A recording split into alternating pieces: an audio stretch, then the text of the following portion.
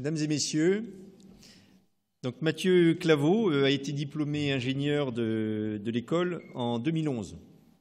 Pour la petite histoire, option matériaux avancés et structures.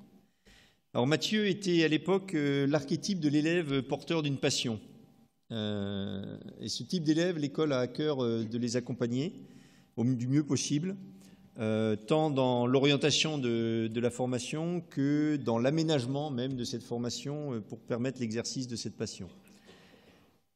À titre d'exemple, donc sachez que plus d'un élève sur deux à l'école est impliqué dans la vie extrascolaire d'IMT Minalbi à travers plus d'une trentaine de clubs qui sont animés par les élèves.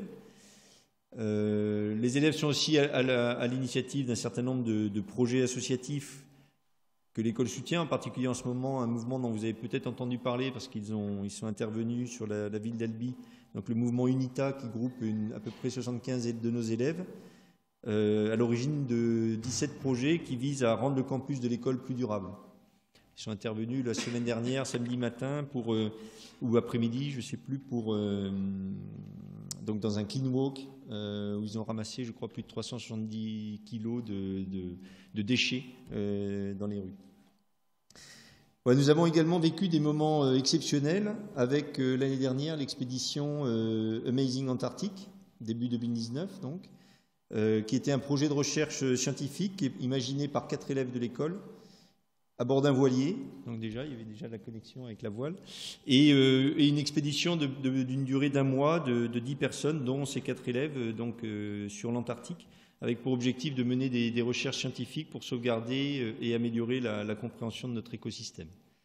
Voilà, donc c'est quelques-uns de ces exemples, et donc l'histoire de Mathieu était sûrement une histoire un peu précurseur de ces éléments-là. Donc je reviens à Mathieu aujourd'hui, maintenant.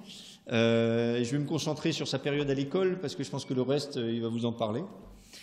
Donc je disais que Mathieu était l'archétype d'un élève porteur d'une passion. Et à l'école, il associait déjà sa formation à sa passion pour la voile.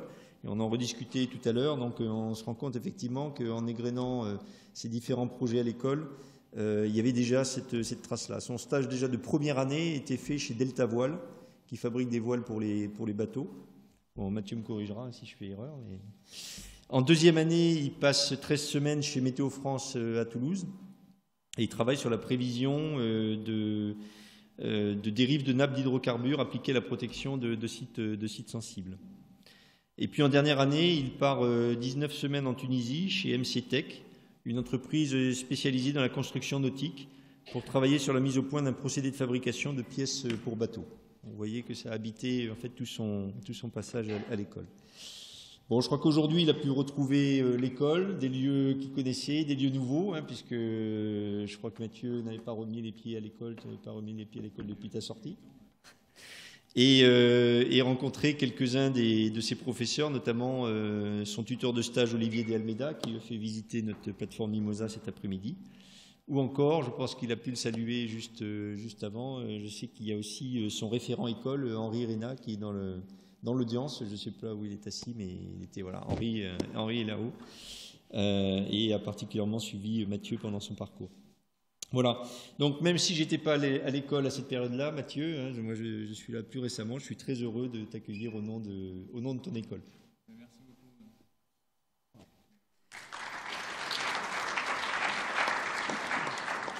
Très bien, je laisse la parole à Rémi Ingracia, qui est responsable du bureau des sports des élèves. Merci. Bonsoir à tous. Bienvenue du coup à la première conférence organisée par le bureau des sports, donc en partenariat avec l'association Minalbi Alumni et le mouvement UNITA de l'école. Le bureau des sports avait comme projet d'organiser plusieurs conférences dans l'année, donc mêlant à la fois le thème sportif et également la conciliation du métier d'ingénieur avec le sport de haut niveau. Donc nous y voilà. Nous sommes très fiers d'accueillir Mathieu Claveau. Mathieu, alumni 2011 et skipper. Nous tenions à te remercier, Mathieu, de t'être libéré pour cette conférence malgré ton emploi du temps très chargé, et ainsi que l'école qui nous a permis d'organiser cette conférence donc dans cet amphithéâtre.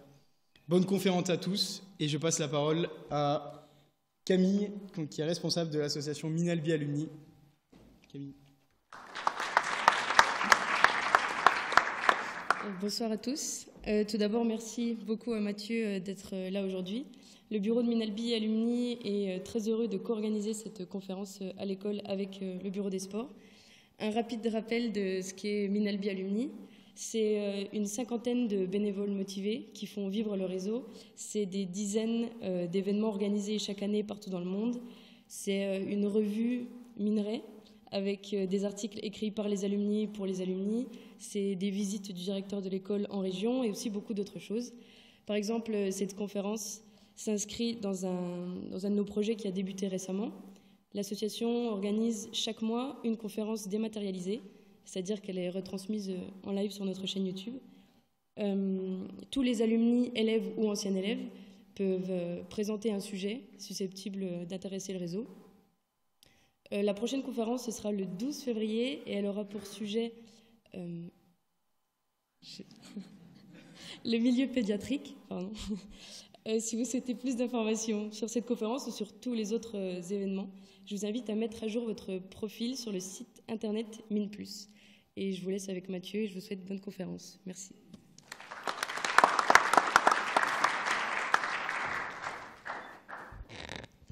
Du coup, bonsoir à tous. Moi, je suis Mathieu Claveau. Ça fait 8 ans, effectivement, que je n'avais pas remis les pieds dans l'école des mines. Donc, il y a une petite, un peu d'émotion à revenir ici. Et je voulais remercier le bureau des sports et les mines de m'accueillir pour pouvoir vous présenter un peu mon parcours. Et surtout, voilà, j'ai un parcours un peu atypique dans la course au large qui consiste à mener à la fois de front une carrière professionnelle et des grandes courses comme la Transat Jacques Vabre que je vais vous présenter ce soir. Je sais pas si ça... Donc du coup, on a intitulé cette conférence voilà, comment ne pas choisir entre carrière professionnelle et course au large. Et voilà, on va essayer de voir ensemble comment c'est faisable et si c'est réellement un intérêt pour tout le monde. Donc dans un premier temps, je vais rapidement me présenter avec mon parcours. Je vous parlerai de ma société à l'heure actuelle, qui quand même grâce à elle que je peux me libérer autant de temps pour faire ces conférences et ces courses au large. Le projet un peu fou qui est la Transat Jacques Vabre de l'année dernière maintenant, dont le départ a été donné le 27 octobre, donc je reviendrai un peu en vidéo sur les différents moments forts de la course. Et enfin, je vous présenterai en quelques slides le futur projet dans lequel les mines d'Albi pourraient avoir un rôle à jouer. Donc moi, je suis entré à l'école des mines en 2008. Et en fait, dès cette période, c'est en venant à Albi que j'ai ressenti que la mer me manquait. Parce que je suis originaire de Lozère, je suis né en Ardèche, mais j'ai grandi en Lozère. Et j'ai fait ma classe préparatoire à Montpellier. Et c'est à l'occasion un peu un hasard, un prof de classe préparatoire de maths me dit un jour qu'il ne pouvait pas corriger nos copies parce qu'il y avait une régate. Et je suis allé au port le plus proche où il y avait potentiellement cette régate. Il y avait un équipage qui était incomplet. En discutant, finalement, ils m'ont embarqué. J'ai passé 2 ans à naviguer avec eux. Et jusqu'à ce qu'en 2008, il y a des mini 650, donc des bateaux de 6,50 m qui sont arrivés dans le port. J'ai pris contact avec eux et j'ai participé à ma première course qui est la Marseille-Alger Cup à bord de l'un d'entre eux, 24 heures après la fin des oraux d'entrée aux mines d'Albi. Et du coup, tout au long de mon cursus au sein des mines, j'ai choisi de partir dans l'aéronautique parce que c'était une passion pour moi. L'objectif ultime, c'est d'associer les compétences que j'ai, enfin les compétences globales de l'aéronautique au monde du naval. Et on s'aperçoit de plus en plus avec les bateaux qui volent que le parallèle existe et c'est de plus en plus proche. Et pendant ces 3 années aux mines d'Albi, j'avais comme objectif à la sortie de l'école en 2011, de participer à ma première transat, qui était la Transat 650 Charente-Maritime-Bahia, qui allait de La Rochelle à Salvador de Bahia. Et donc j'ai fait un dernier stage en Tunisie, dans un chantier naval, juste pendant la révolution qui avait lieu là-bas. Et à la fin, juin 2011, je suis diplômé et il me reste 3 mois pour préparer la Transat 650 en solitaire. Donc du coup, c'était très, très court. Il y avait eu des courses de préparation avant, mais voilà, ça a été très speed. Et ensuite, j'ai démarré mon parcours professionnel ensuite. Du coup, là, je vais vous parler un peu de cette Transat qui fut relativement brève. Donc le départ a été donné de La Rochelle en septembre. Donc le parcours allait de La Rochelle, on avait une escale à Madère, donc on avait à peu près 10 jours la première étape. 10 jours qui se sont très très bien passés. Pas de casse, pas beaucoup de vent, très bien. On a 10 jours d'escale à Madère, là il y a quelques réparations minimes et on reprend le départ et au bout déjà du deuxième nuit, je casse tout, je manque de démater le bateau, les safrans se cassent. En fait, les safrans qui sont faits en une pièce composite, ils s'ouvraient en deux, ils se délaminaient. Et du coup, j'avais 2 safrans dont une secours, j'en ai cassé 2 sur les 3. Donc j'ai décidé de faire escale au Cap-Vert.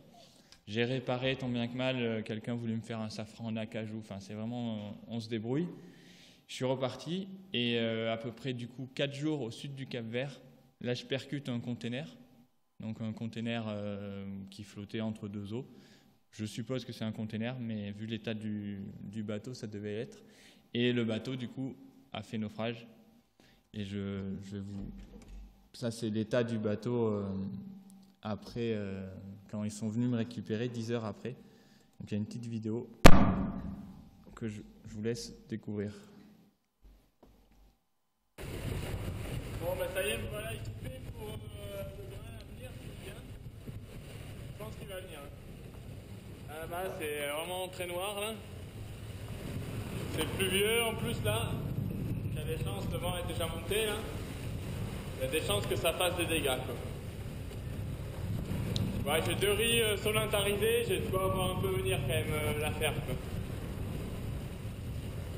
Mais bon, je n'hésiterai pas à faller tout. Sinon c'est magnifique, hein, mais voilà, il y avait du portant là-bas, c'était sympa.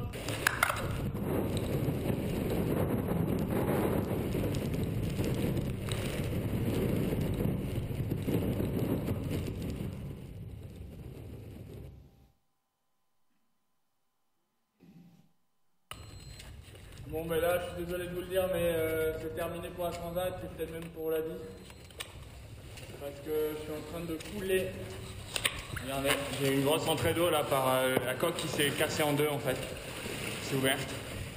Une grosse fissure, je peux pas réparer. Donc voilà, j'ai préparé la survie, là. Balise déclenchée, radeau sorti,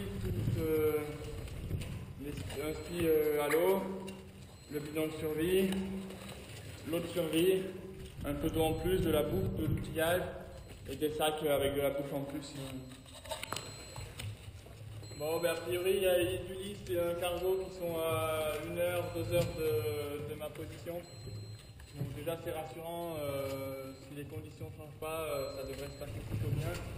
Et voilà, je vais essayer de récupérer un peu de bouffe, mais a priori, ça devrait aller, quoi. On va tout abandonner ici, j'ai bien peur. Bon, ben il y a un cargo qui est à 13 000 de moi, donc il va arriver d'ici peu, et il y a Edulis qui arrive dans 2 heures. Donc voilà, je pense que pour moi ça ira. Le bateau, par contre, il est... Voilà ce que ça donne.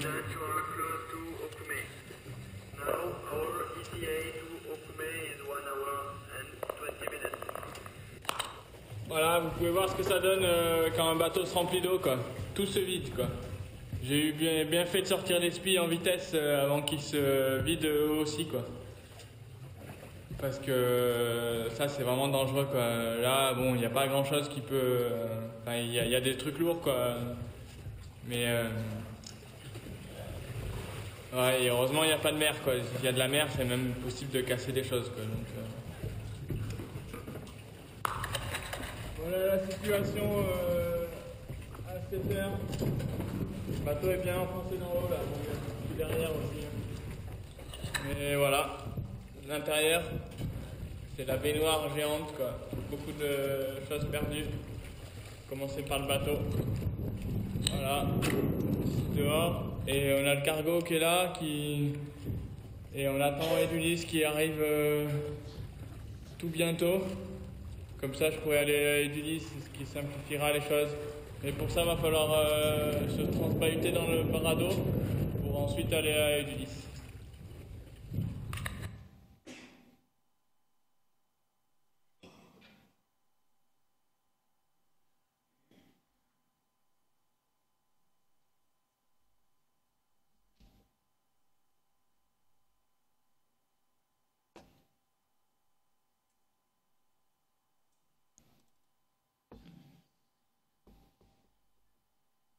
Donc en fait, cette expérience aurait pu me faire tout arrêter.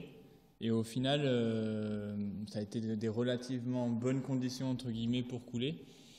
Mais ça a été très formateur et ça m'a donné envie de continuer, en fait. Donc au contraire, il y avait un concurrent à l'arrivée qui m'avait dit « T'inquiète pas, tu verras, tu reviendras avec un nouveau bateau sur la course ». J'ai pas refait la course, mais je suis reparti de plus belle. Et finalement, c'est une expérience comme une autre qui était assez intéressante. Il faut savoir qu'on est quand même préparé à ce genre de choses parce qu'on ne part pas faire des courses au large, surtout la Mini Transat sans rien. Donc c'est environ 2 ans de préparation en amont, notamment des stages de survie, qu'on appelle les stages ISAF, où on est en combinaison de survie. On nous apprend justement à bien mettre les choses dans un bidon de survie, à avoir de l'eau de survie, voilà, les bases. Et finalement, c'est aussi pour ça, ça s'entend sur la vidéo, qu'il n'y a pas de panique. Et le plus long, en fait, ça a été le moment où les 2 dernières heures où il a fallu attendre. Et moi, je m'étais préparé à passer 2 jours dans le radeau de survie. Donc, du coup, qu'on vienne me secourir en 10 heures, c'était pas presque trop facile, mais c'était une libération, quoi. Donc, je vais revenir rapidement sur ma carrière professionnelle, parce que je suis ingénieur aéronautique. J'ai démarré en tant qu'ingénieur calcul à Sogeti High-Tech à Toulouse pendant 2 ans. Et ensuite, j'ai fait une mutation pour Aix-en-Provence pour travailler pour Airbus Hélicoptère. Et on s'aperçoit, en fait, c'est marrant, c'est en revenant à la présentation, je me suis aperçu que c'était encore plus lié que ce que je pensais. Mais janvier 2012, je démarre la vie active. Et février 2012, je trouve un nouveau bateau plus récent et plus performant. Et de là, va s'enchaîner 7 ans de courses en Mini 50, à la fois en Méditerranée, à la fois en Atlantique. Et finalement, avec ce bateau, on y allait souvent pour gagner, on gagnait souvent. Et sinon, on faisait souvent des podiums, donc c'était vraiment intéressant. Et là, je le faisais uniquement sur le temps des vacances.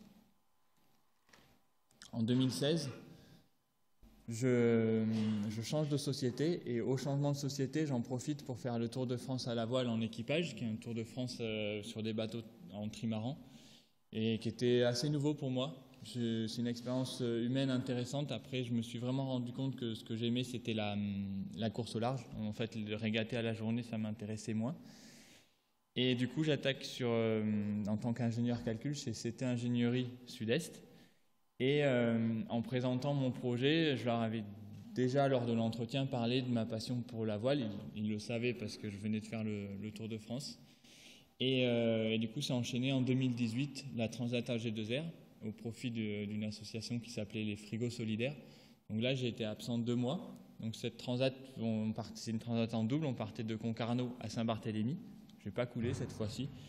On finit à une honorable place et on est les premiers amateurs. Le Figaro, c'est une course où il n'y a vraiment que des professionnels. Donc c'était vraiment un exploit. Et sur cette transat AG2R, on était seulement 3-4 amateurs à peine, quoi. Et du coup, en fait, cette société, humainement, c'est assez intéressant parce qu'ils valorisent justement ces projets de développement personnel. J'ai une amie, par exemple, qui est partie récemment 6 mois en Amérique du Sud. Et je pense que c'est un réel atout pour cette société et aussi pour les personnes de se sentir de se sentir autant écouté, tant d'un point de vue personnel que professionnel. Et typiquement, quand j'étais sur la Transat Jacques Vabre, il y a un de mes clients Airbus qui m'a envoyé un message en me disant « ça serait bien que tu postules, on vient d'ouvrir un poste d'ingénieur calcul ». J'y suis pas allé parce que j'avais pas l'assurance de pouvoir continuer à faire des projets voiles chez Airbus Hélicoptère. Je préfère avoir cette sorte de liberté de pouvoir mener ces projets à la fois avec de l'ingénierie. Et ensuite, en 2009, donc fin d'année, je prends le départ de la Transat Jacques Vabre sur un vieux bateau et on fait une très belle performance puisqu'on finit 14e et premier vintage. Vintage, c'est la catégorie des bateaux plus anciens. Donc là, on était 4 bateaux et on finit premier, donc on était vraiment très contents. On s'attendait plutôt à finir dans les 20-25 et du coup, 14e, c'est une vraie performance. Donc pour revenir sur ma société, je vais vous la présenter rapidement. Donc c'est un groupe espagnol, c'est ingénierie qui maintenant on est à 1700 personnes. On est diversifié au niveau groupe à la fois dans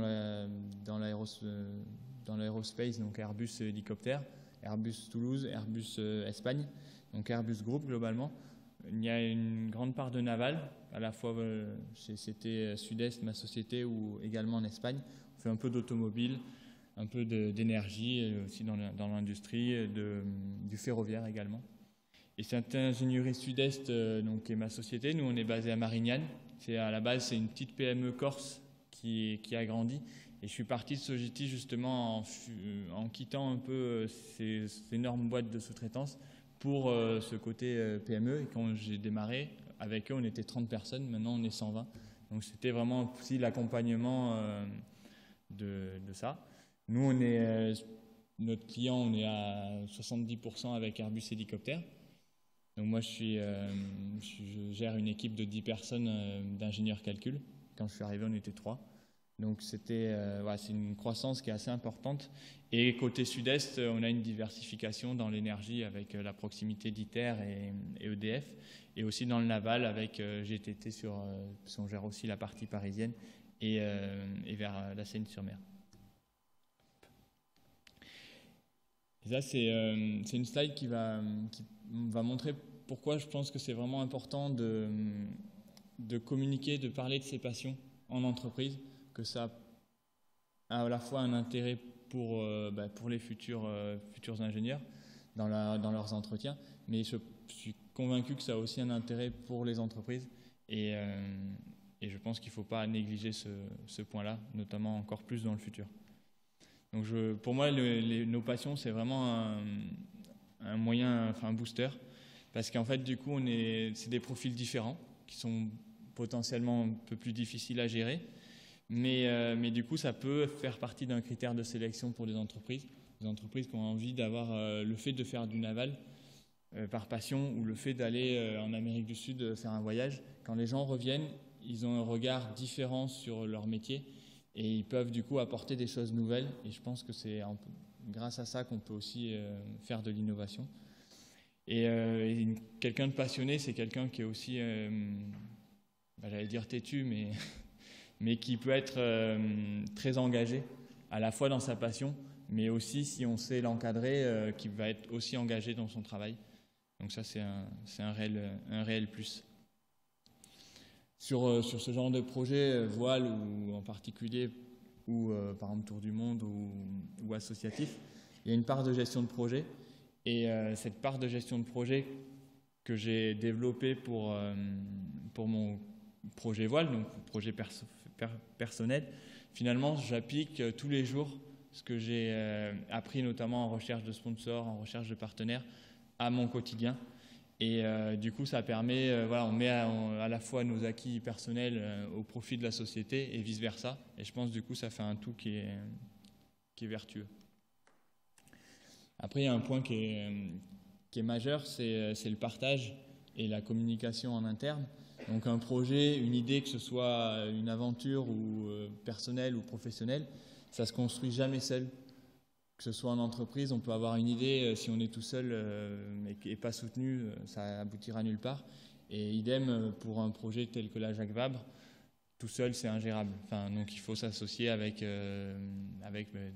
pour ma part, une chargée de communication, ma famille, etc.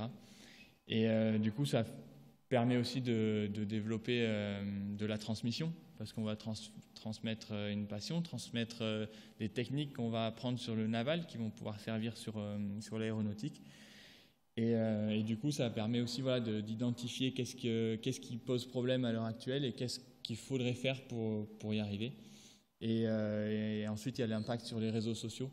Par exemple, moi, mes collègues de travail, alors ils ont souffert, entre guillemets, pendant mon absence, mais ça a eu aussi du positif parce qu'ils se sont tous, j'étais le chef de projet, mais du coup, ils se sont tous réunis pour voir comment on peut gérer et finalement, ils ont très bien géré.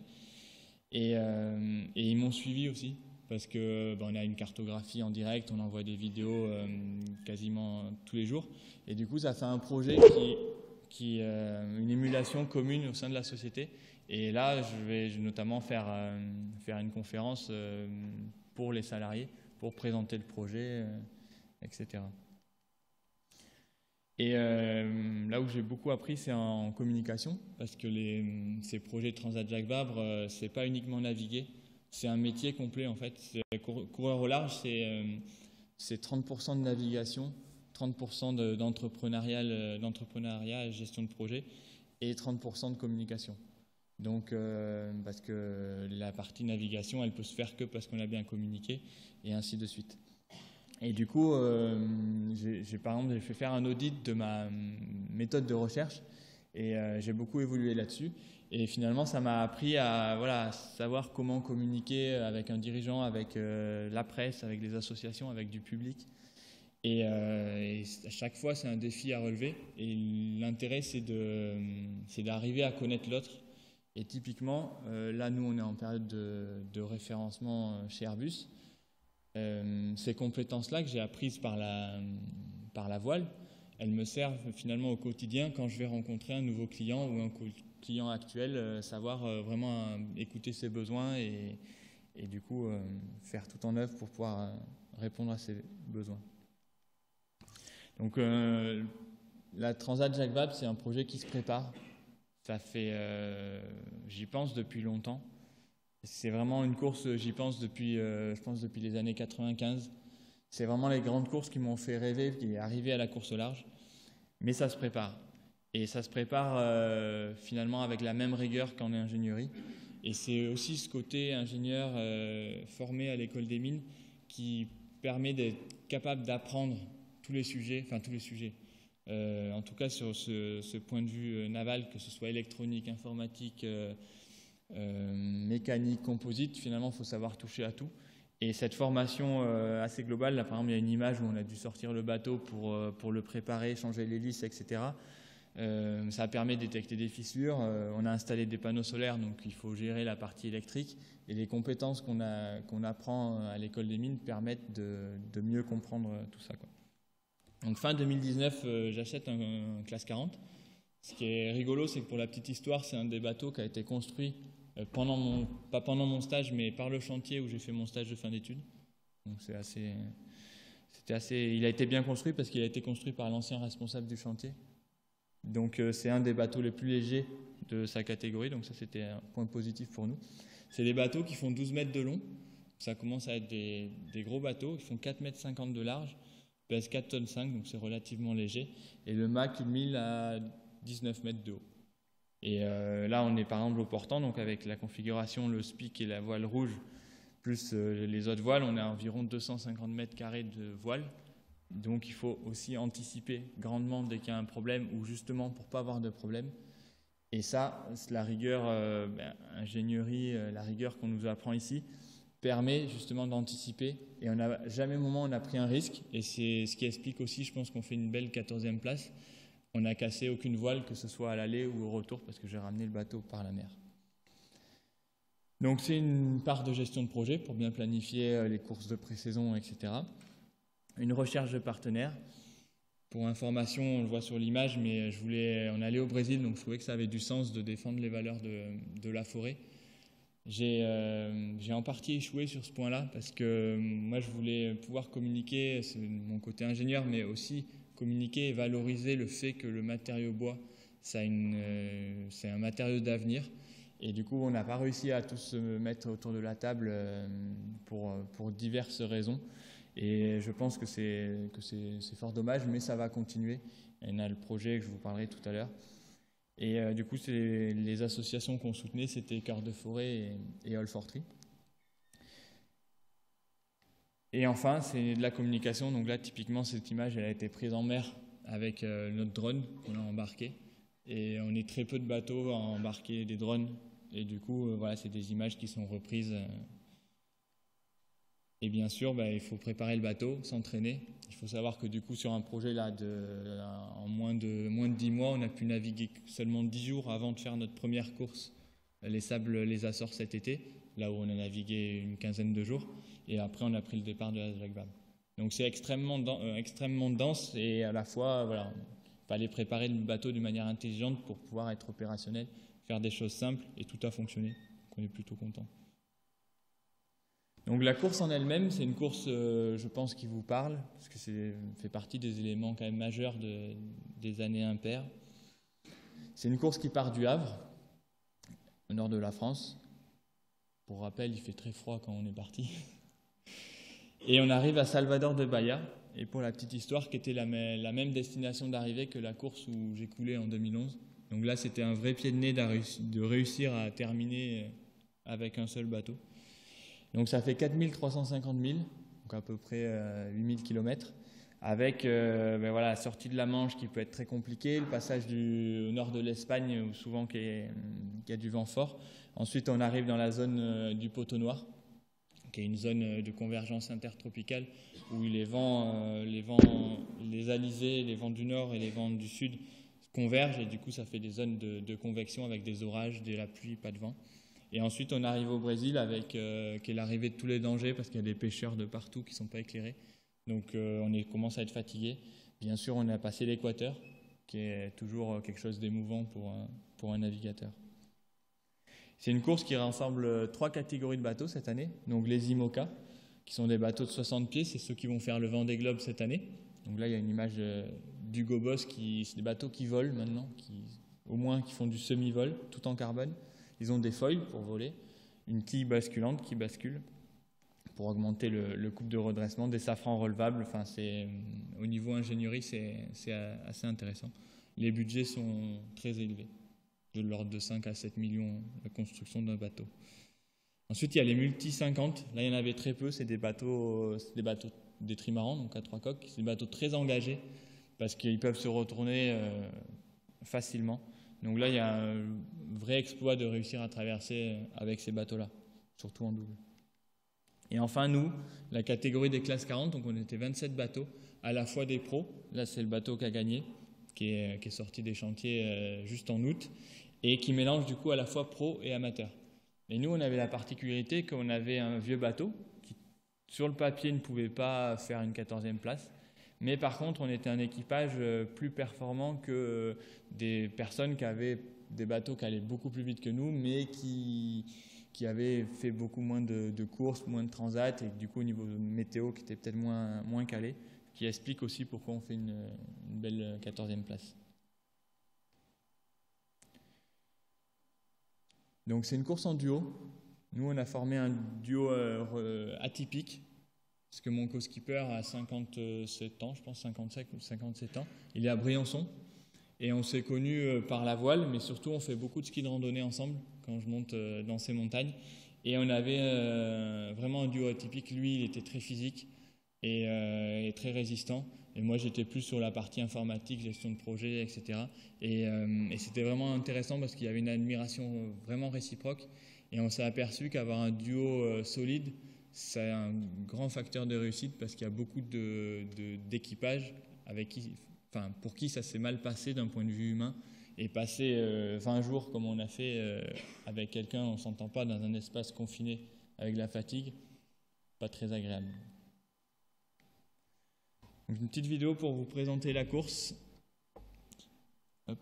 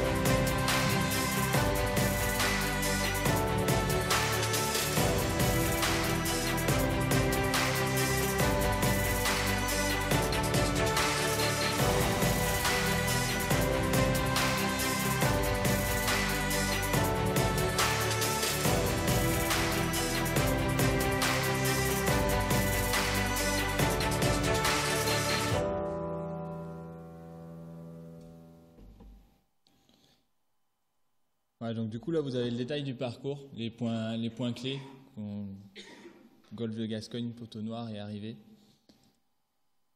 Et du coup, nous, on a pris le départ le 27 octobre à 13h02 et direction Brésil.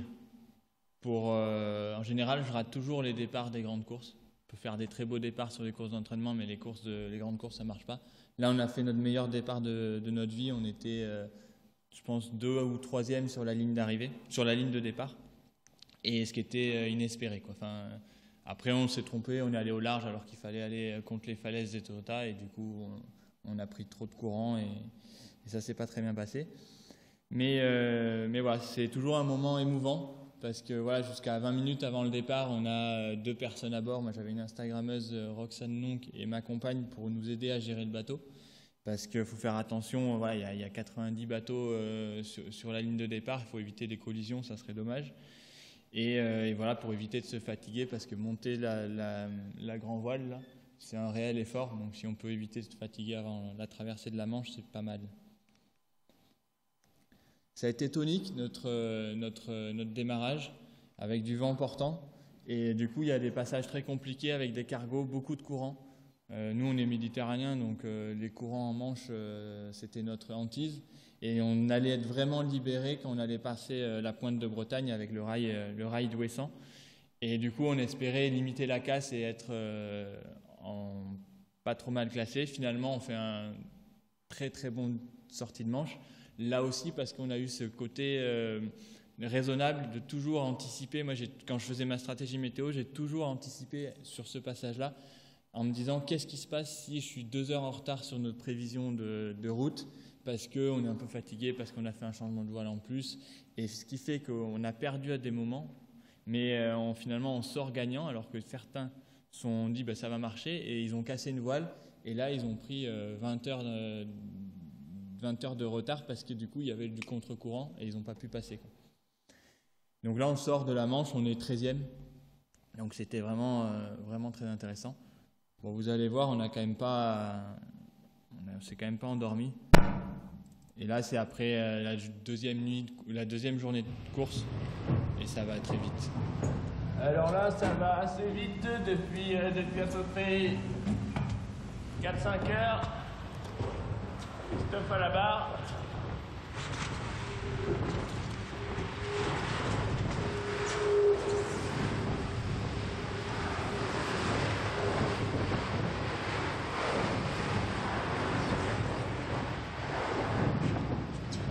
Faut bien se tenir, hein.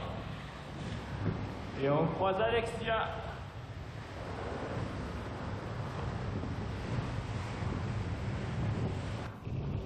Bon, Christophe, ses conditions?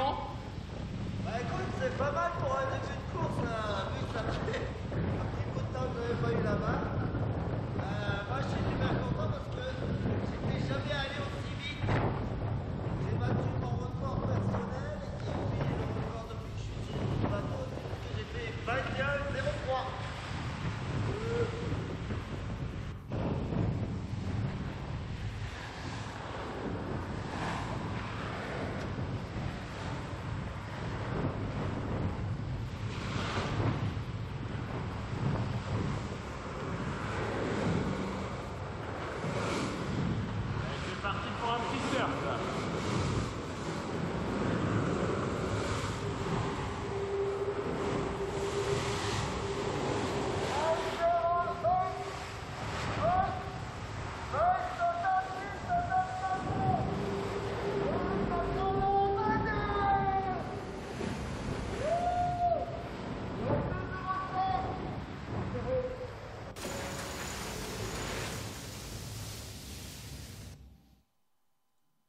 Donc c'était un peu l'euphorie à bord parce qu'on avait battu le record du bateau, notre propre record personnel à 22 nœuds 07 avec 31 nœuds de vent. On était dans une configuration tout à fait safe. On n'a pas l'impression là sur les images, mais on avait une voile de vent qui pouvait s'enrouler s'il y avait un problème. Et en fait, on allait vite en prenant pas de risques. Et c'était ce qui a fait la différence, je pense. Ensuite, le deuxième passage compliqué, c'est le golfe de Gascogne. Donc là, c'est un passage d'un front, donc il y avait une perturbation. Donc c'est typiquement ici ici je sais pas, mais quand il y a du vent du sud, donc du vent d'OTAN, il me semble, je sais plus, du vent du sud, et ensuite ça bascule au vent du nord, et il va faire plus froid, il va faire sec, et à ce passage-là, il pleut, il peut y avoir des orages, et ce qu'on appelle, il y a des grains, et sous les grains, dès qu'il y a un nuage, il y a plus de vent, et du coup, voilà, il peut y avoir des grains, et là on avait des grains assez importants, et comme on est au pré, il faut bien s'équiper, quoi.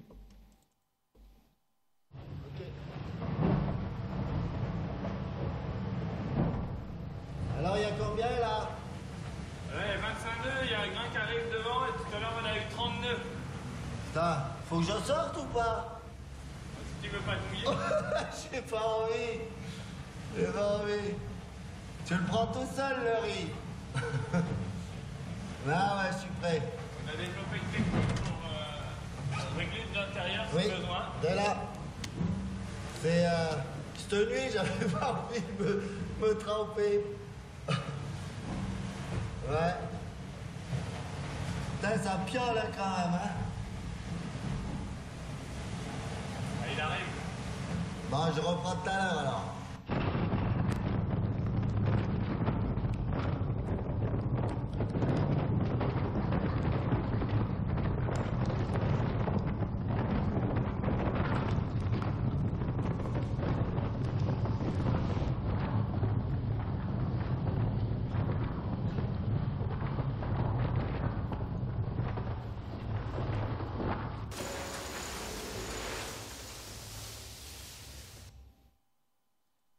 Donc le pré, c'est une allure qui est assez inconfortable parce qu'on est face au vent et du coup, on va pas vite et ça penche et ça mouille. On préfère être au portant. Ensuite, on arrive à Madère. Donc nous, on a choisi de passer à l'ouest de Madère parce que l'idée, c'était de se décaler le maximum à l'ouest pour attaquer le poteau noir au sud. Donc là, il faut imaginer qu'on fait une stratégie sur des fichiers météo et on essaie de se placer pour savoir où on veut être dans 10 jours. Sachant que les fichiers météo, après 5 jours, ils sont mauvais. Donc on fait des suppositions et ensuite on voit ce qui se passe, quoi. Donc là, au large de Madère, on arrive toujours à tenir notre 13e, 14e, 15e position. Et là, on est enfin au retour du soleil avec du coup du vent portant, des conditions idéales pour un peu se reposer et surtout pour sortir le drone.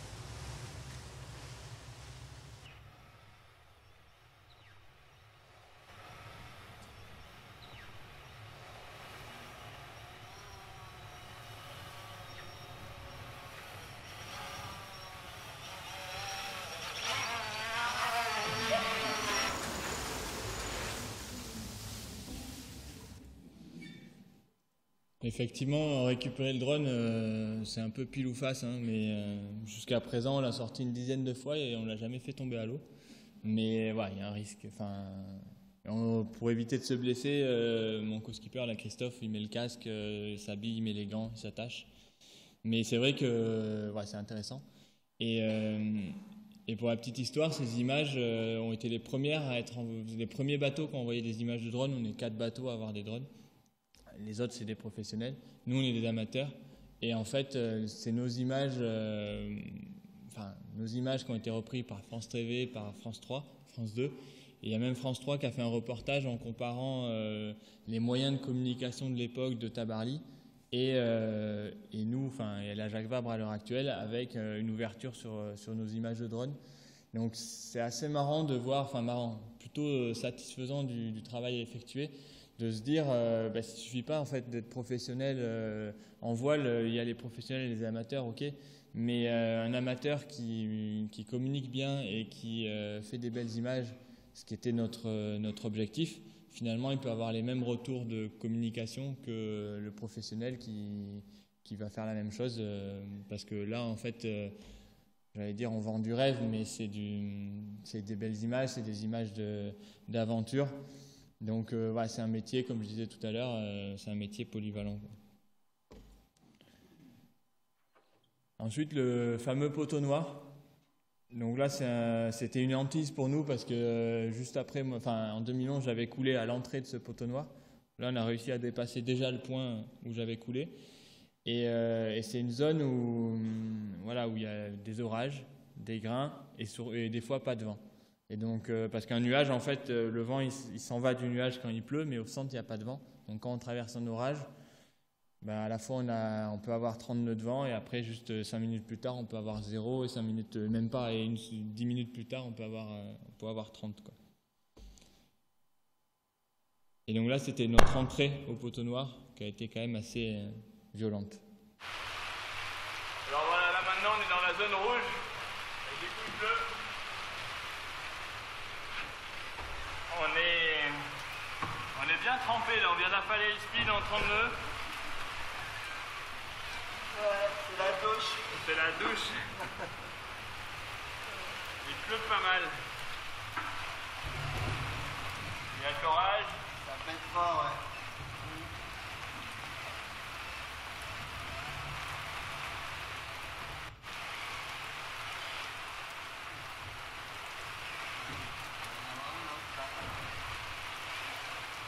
Des petits éclairs.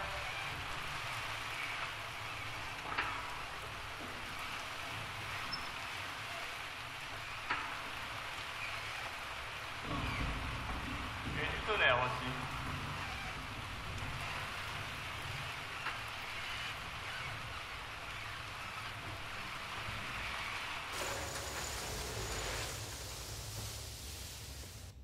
Le gros problème de ces grains, pour nous, c'est aussi de griller des appareils électriques parce qu'on a des antennes en tête de mât et des girouettes pour avoir le vent. Et si la foudre elle tombe sur le bateau, c'est lui arrivé. Le bateau coule parce qu'en fait, il y a telle décharge électrique que ça brûle le carbone et la fibre de verre. Et du coup, il y a une entrée d'eau et ensuite, ça se finit mal. Et ensuite, l'arrivée. Donc là, on a redoublé de vigilance. C'est dans la dernière nuit qu'on a eu une petite casse matérielle. On n'avait jamais rien cassé jusqu'à présent. Mais en plus, on ne voulait pas lâcher parce qu'il y avait un bateau plus performant que nous qui était à 1 heure derrière nous. Donc on a vraiment barré toute la nuit pour essayer de le tenir à distance. Et ça a marché. Et du coup, après 20 jours de course, on arrive à Salvador de Bahia et ça fait à peu près sur la route théorique de 4350 milles, la route la plus courte, on fait 9 nœuds de moyenne. Et si on fait la route réellement parcourue, on est plutôt à une moyenne de 9,7 nœuds, ce qui est quand même très rapide, quoi. Et on a d'ailleurs battu le record de l'édition avec notre bateau, enfin, du modèle de bateau. Donc on est quand même particulièrement content. Et d'autant plus content de savourer des fruits à la main.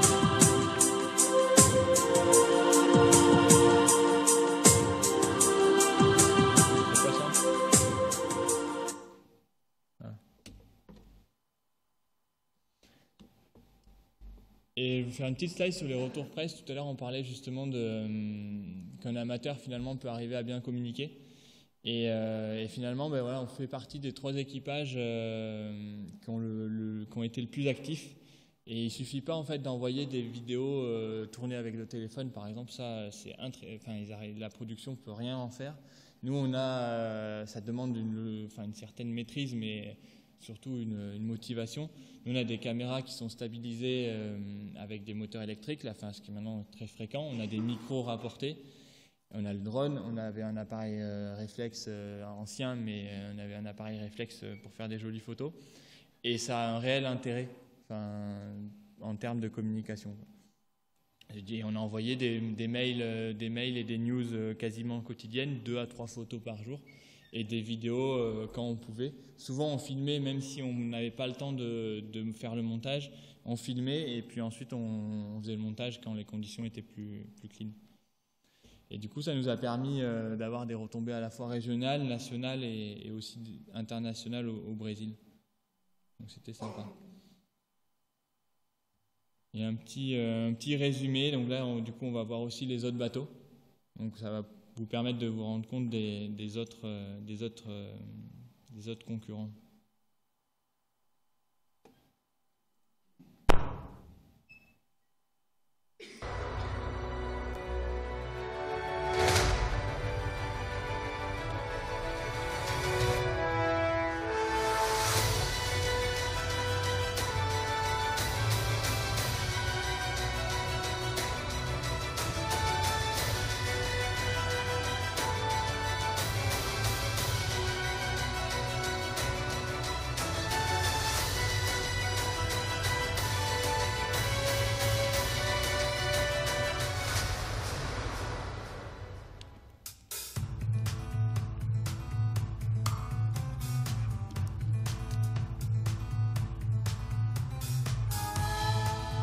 Moi, c'est ma ville natale. J'ai appris à naviguer ici, j'ai grandi ici. Forcément, c'est une saveur particulière. Je venais admirer les bateaux, rêver le long des pontons. Et c'est une course qui a contribué à ma passion pour la course au large. J'ai eu la chance de la gagner avec Polo Vatine en 95, tu vois, donc c'est hier matin. Donc Polo qui est dans les étoiles aujourd'hui, on est dans son bassin ici. J'aime vraiment bien les départs au bassin Paul Vatine, je trouve qu'il y a une bonne ambiance, on est un petit peu dans une petite arène.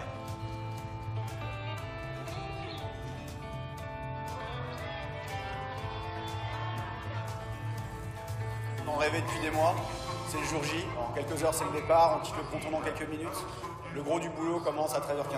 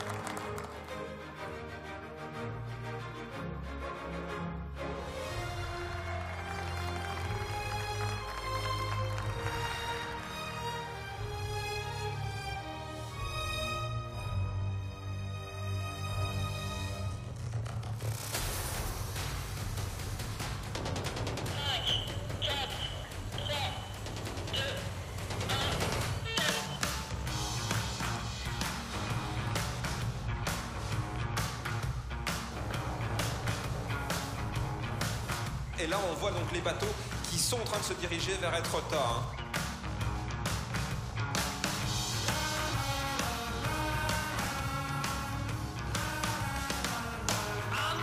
Les favoris qui ont l'air déjà aux avant-postes, ça promet une belle bagarre. Effectivement, c'est un spectacle absolument magique, superbe de ce multi 50 qui glisse vers la bouée d'Etretat.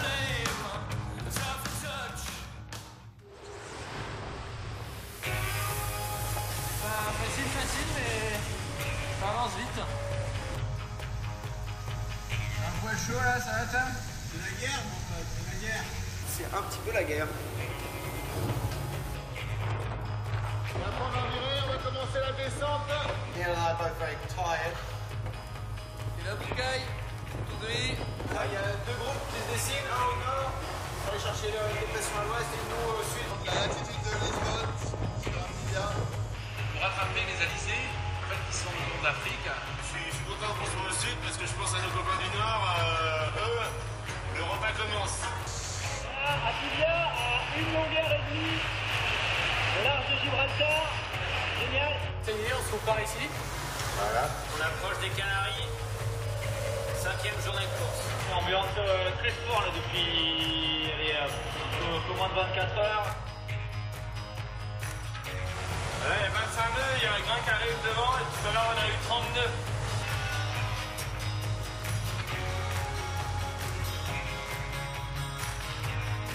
On va devant là-bas. C'est côté noir.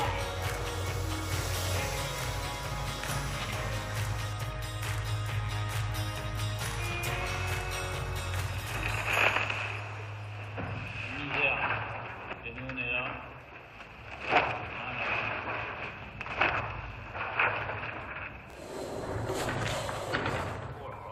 On avait 120 000 d'avance sur le second et on a maintenant 100 000 de retard sur le premier.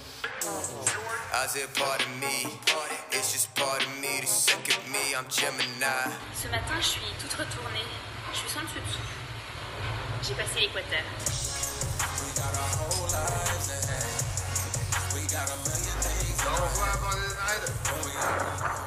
Bienvenue dans l'hémisphère sud.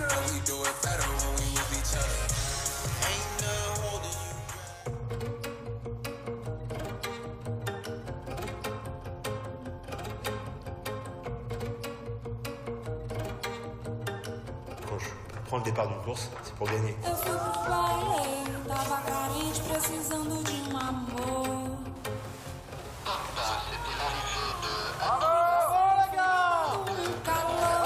Et là, la remporter avec Yann sur ce super bateau, ouais, c'est génial. Ai que delícia, fazendo assim, vai descendo devagar. Je suis heureux, sûr que c'était une première. Moi, j'ai appris énormément de choses au contact d'Adrien. Là, c'était difficile, quoi. C'était vraiment difficile. Le poteau noir, c'est raide, hein, une bonne vingtaine de bons bateaux et ça a bagarré dur. Et pour accrocher ça, il a fallu envoyer du lourd. Mais on est là, quoi. Brésil. Brésil.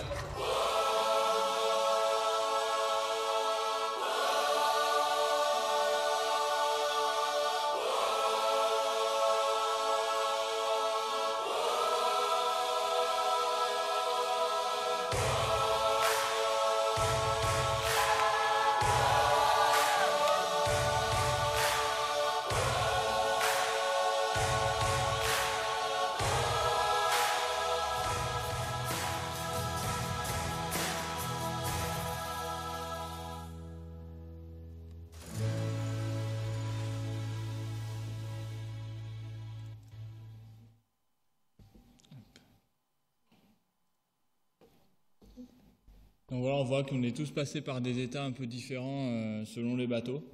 Mais au final, il n'y a eu que quelques abandons et on est nombreux à être arrivés de l'autre côté avec tous des histoires différentes.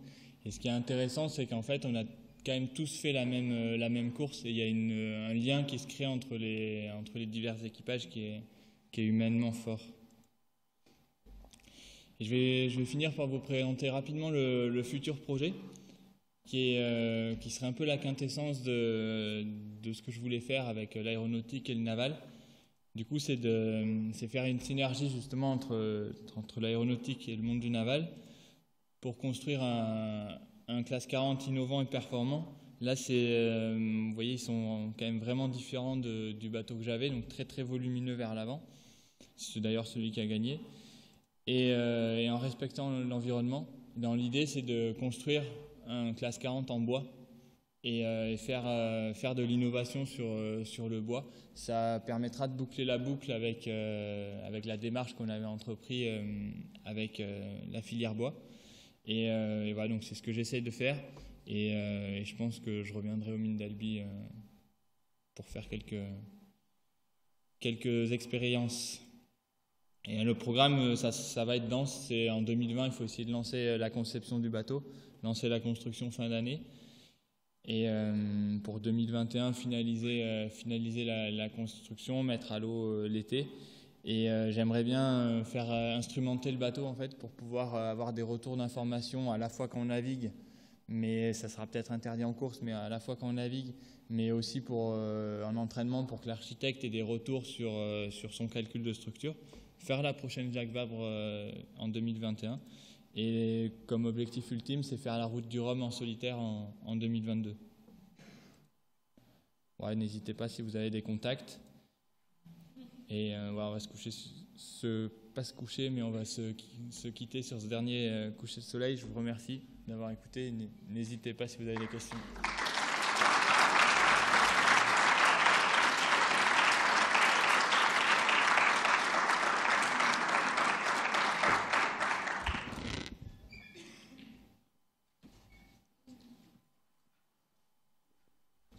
Est-ce qu'il y a des questions? Bonsoir. La passion de la voile, elle a commencé à quel âge? Alors la passion de la voile, elle a dû commencer dans les années 95. En fait, comme j'ai grandi en Lozère, loin de la mer, mon père avait été breton d'origine et a toujours rêvé de construire un bateau. Et en fait, on ne l'a pas construit, mais on l'a rêvé dans les revues bateaux quand il faisait des longues journées d'hiver, des longues soirées d'hiver dans le brouillard. Et du coup, voilà, j'ai grandi avec les revues bateaux et on a appris, on est vraiment des autodidactes. Et du coup, en 98, on a eu notre premier bateau de croisière. Et là où ça a vraiment démarré, c'est en classe préparatoire, donc je pense dans les années 2005 ou quelque part par là, quoi. Vous aviez jamais fait de voile avant? Non. Non, donc du coup, j'ai dû démarrer à 17-18 ans, quoi. Enfin... Eh ben, bravo.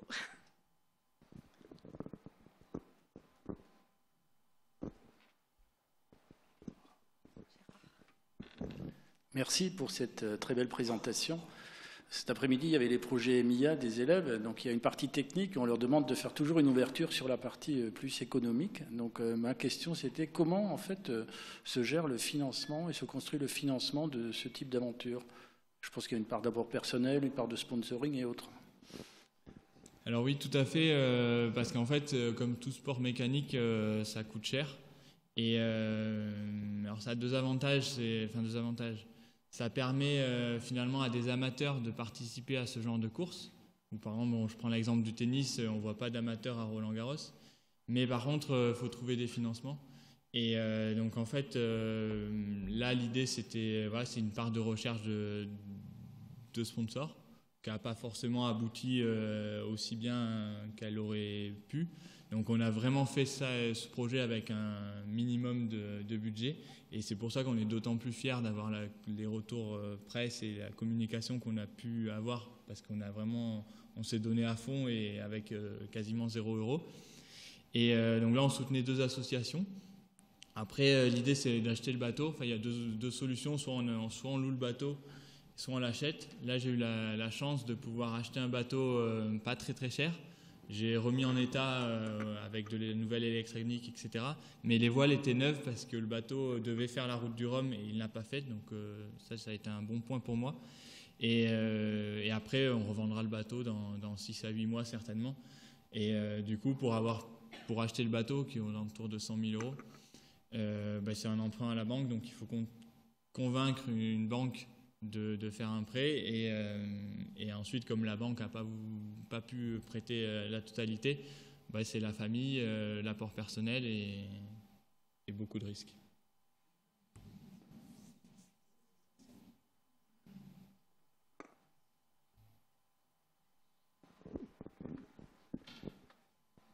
Bonsoir. Du coup, vous projetez de faire quelle course prochainement, une fois que votre projet aura abouti? Alors là, le projet, c'est de tout faire pour faire la prochaine Transat Jacques Vabre et la prochaine route du Rhum. Donc ça, c'est à moyen terme. À court terme, j'ai ramené le bateau à Marseille. Donc l'idée, c'est de faire des régates locales, Tour de Corse, Giraglia, ce genre de choses. Et ensuite, là, ça va être un peu court pour 2024, mais ça peut encore se faire. L'idée, c'est d'être au départ du Vendée Globe en 2024. Donc le tour du monde sur les fameuses IMOCA que vous avez pu voir. Et l'idée, après la route du Rhum, on aura le temps de basculer en IMOCA normalement. Donc voilà.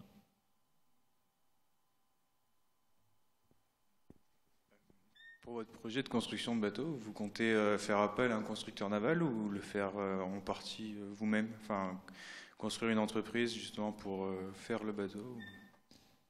Alors du coup, non, l'idée c'est de faire appel à un chantier naval. Mais autant à l'heure actuelle, on sait très bien construire des bateaux en plastique, enfin, en carbone ou en fibre de verre. Le savoir-faire pour construire des bateaux de course en bois, c'est un peu difficile. Donc je suis en discussion avec l'architecte pour essayer de trouver... on a des idées de chantier. Parce que là, nous, ce qu'on aimerait, c'est pas faire un bateau en bois, un vieux gréement. Donc ça existe, des chantiers pour ça.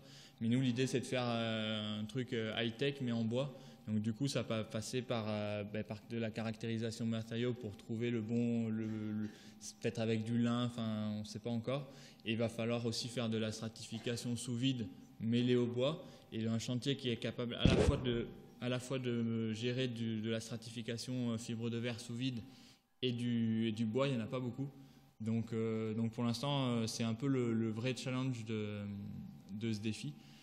Pour la question de monter une entreprise, ça c'est déjà suffisamment ambitieux comme ça de réussir à tout gérer pour que ça fonctionne. Je pourrais pas.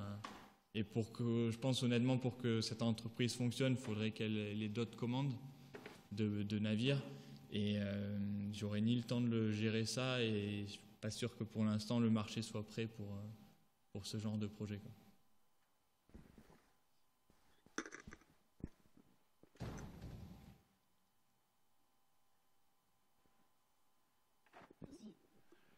Quand on voit toutes les images, on n'a pas l'impression que vous soyez un amateur. Que faut-il pour devenir professionnel, et quelle différence y a-t-il entre les professionnels et les amateurs dans toutes ces courses que vous faites?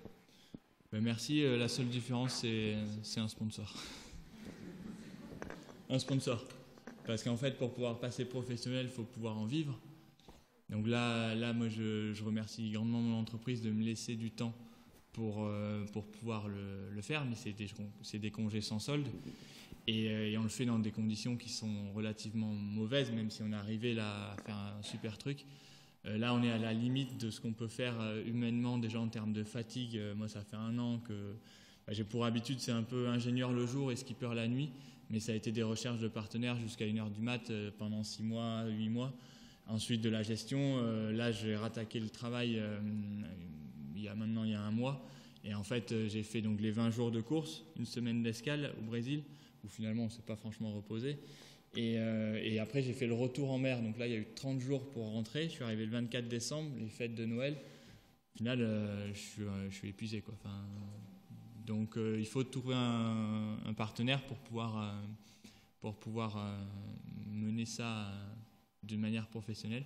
Mais moi, j'aimerais bien faire évoluer le truc, le projet avec cette part d'ingénierie, parce que j'aimerais bien pouvoir continuer une carrière professionnelle dans ce milieu-là, quoi.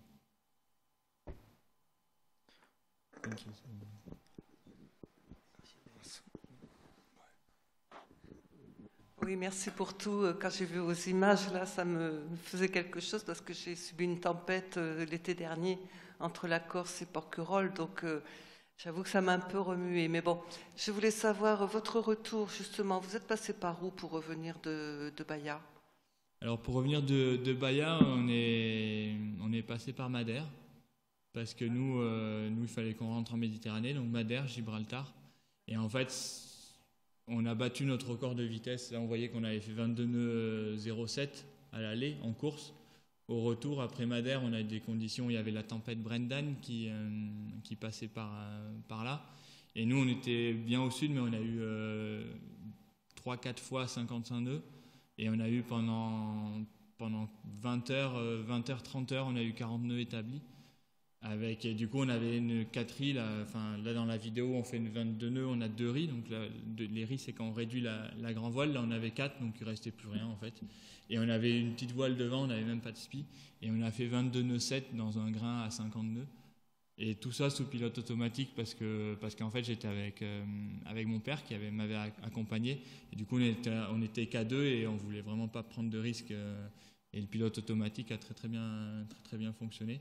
Sauf à un moment où dans le fameux grain à 51 nœuds, le pilote, j'ai fait une erreur de manœuvre avec la télécommande et le bateau s'est complètement couché dans le mauvais sens. On a cassé pas mal de choses, mais finalement on a pu réparer. Et après, on a passé Gibraltar dans des super conditions. Et après là, ça a été très compliqué parce que la tempête Brendan arrivait sur la France et nous, on a cherché à s'abriter au maximum de l'Espagne et dans l'idée de toujours réussir à progresser. Et notamment, juste avant Alicante, il y avait 49 fichiers annoncés, on n'avait pas eu. Et 2 heures avant d'arriver à Alicante, il y avait une zone de 100 vents qu'on n'a jamais trouvée. On avait 55 nœuds. Là, j'ai pris la barre, mais juste pour assister le pilote automatique. Et il a fallu qu'on s'approche de la digue pour effectivement trouver la zone sans vent. On est resté là une petite heure à faire des ronds dans l'eau et après on a continué parce que ça avait faibli. Et après, là où on s'est vraiment fait peur, c'est à Barcelone. Là, il y avait au dernier fichier météo, on avait prévu de faire escale, mais plus pour attendre un coup de vent au passage pour rentrer sur Montpellier. Et en arrivant au dernier fichier météo qu'on télécharge, les prévisions s'étaient vraiment aggravées. Et du coup, on a dit on fait escale à Barcelone. Et là, le problème, c'est qu'une heure avant l'arrivée à Barcelone, on a pris le maximum de vent, on a pris 50,5 nœuds. Et là, il fallait rentrer au port et du coup, affaler les voiles. Et j'avais dit à mon père, ça va faiblir en arrivant à Barcelone, ça n'a jamais faibli. Donc, je suis allé à l'avant et on a affalé la voile de devant, il y avait 44 nœuds. Moi, je pensais qu'on allait y passer, quoi. Et surtout que si on n'arrivait pas à rentrer dans le port, on partait et dans les fichiers, il y avait 50 nœuds à l'est de Barcelone. Et on a réussi à rentrer au port et dans le port, on était moteur plus un tout petit bout de grand voile parce que le moteur, il suffit pas. Et il y avait 35 nœuds dans le port en pleine nuit. Donc c'était on a failli casser le bateau, quoi. Mais après, ça s'est bien passé. Oui, on est là. Moi aussi, j'ai jamais eu ce vent. J'ai eu que des creux, moi, de 7, 8, 9 mètres. Ma deuxième question, si je peux abuser, c'était juste... moi, je n'ai fait que la Méditerranée, mais c'est vrai que la météo en Méditerranée change très, très vite. Est-ce que sur l'Atlantique, c'est pareil, ou c'est beaucoup plus stable? Alors, c'est plus stable et c'est surtout beaucoup plus prévisible. Par contre, voilà, il y a plus de mer et puis moi, je préfère naviguer en Atlantique, je trouve ça plus facile. Mais c'est différent en fait. En Méditerranée, la mer est courte et change très rapidement. Donc ça peut être dangereux parce que c'est imprévisible. Mais en Atlantique, voilà, on peut accepter de prendre plus de vent en fait en Atlantique. Mais par contre, s'il y a un problème, on se retrouve comme dans la première vidéo, loin de tout, quoi. Mais non, après il n'y a pas de souci. L'Atlantique, c'est prévisible. Après nous, on avait technologiquement, on est relié en permanence au satellite. Moi, comme j'avais voulu, parce que là, on envoie des vidéos tous les 2 jours quasiment, voire tous les jours. Déjà, faire un montage en mer, c'est très compliqué. Les envoyer par le satellite, c'est long. Et du coup, voilà, moi, je passais peut-être 3-4 heures à l'ordinateur pour faire à la fois la navigation, à la fois la partie vidéo. Mais en fait, moi, je pense que c'est vital, quoi. Pour ce qu'on voulait en faire, oui, c'est capital. Et du coup, on a des fichiers, toutes les 6 heures, on télécharge des fichiers météo. Et comme on a du haut débit, c'est très relatif, mais on a une météo relativement performante qu'on n'a pas en croisière, quoi. Juste pour info, on a même WhatsApp à bord, quoi. Donc, c'est quand même assez pratique, quoi. Merci pour votre conférence. Je suis ici. J'avais juste une question. Est-ce que vous avez rencontré des difficultés dans votre vie professionnelle à cause de votre passion ou inversement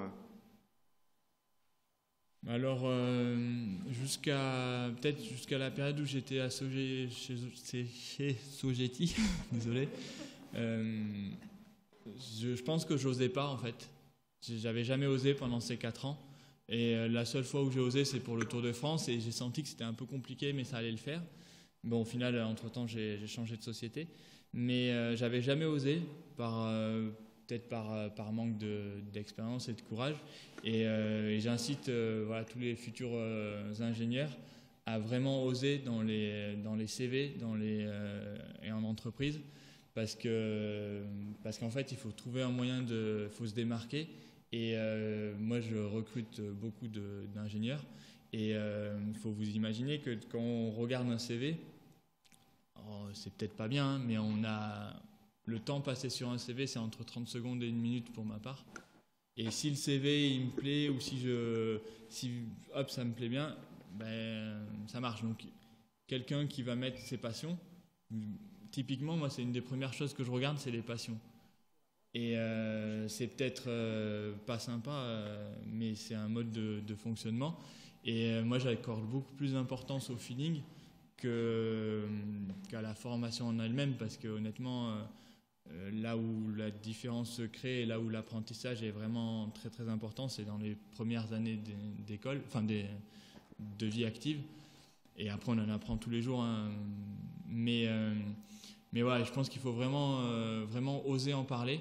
Et moi, je me souviens, en faisant la présentation, je suis retombé sur mes demandes de stage, mes recherches de stage pour mes TFE. Et je parlais déjà de ce profil double, à la fois skipper et à la fois ingénieur. Le seul risque qu'on prend, c'est que la personne soit pas fan de la passion en question. Mais à la limite, c'est pas grave. Enfin, c'est pas ça sera pas un frein, quoi. Pour moi, en plus, ça dépend de l'entreprise. Je pense que nous, on a la chance d'avoir un niveau de vie relativement correct en sortie des mines d'Albi. On va certainement être à des postes où, si l'entreprise est bien structurée, on peut s'absenter. Et moi, l'absence, en fait, a permis d'expliquer qu'il fallait impérativement former des backups à moi en tant que gestionnaire de projet. Donc j'avais un stagiaire que je voulais qu'il continue avec nous et du coup on l'a formé à la gestion de projet. Et finalement, ça sera les futurs chefs de projet de nos entreprises. Je ne serais pas parti, j'aurais continué à gérer tant bien que mal. Et le jour où je partais vraiment, il n'y avait pas de chef de projet remplaçant. Donc finalement, si on explique bien les choses, je pense qu'au contraire, ça peut ne pas être un frein. Et à la limite, si c'est un frein, il faut changer, quoi. Enfin, je pense qu'il y a tellement d'entreprises qui sont bienveillantes et qui sont capables d'accueillir ce genre de projet qu'il ne faut pas hésiter, quoi. Enfin, ok, merci.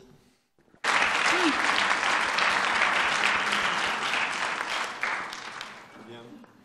Alors, simplement, en votre nom à tous, je pense que merci beaucoup Mathieu pour ce témoignage et puis les beaux messages qui sont passés. Je pense que les élèves qui étaient là et qui visionneront aussi la conférence, voilà, je pense qu'ils ont reçu un message qui est très important et qui est tout à fait en ligne avec les valeurs de l'école. Donc merci beaucoup. Merci à vous de m'avoir accueilli. Merci.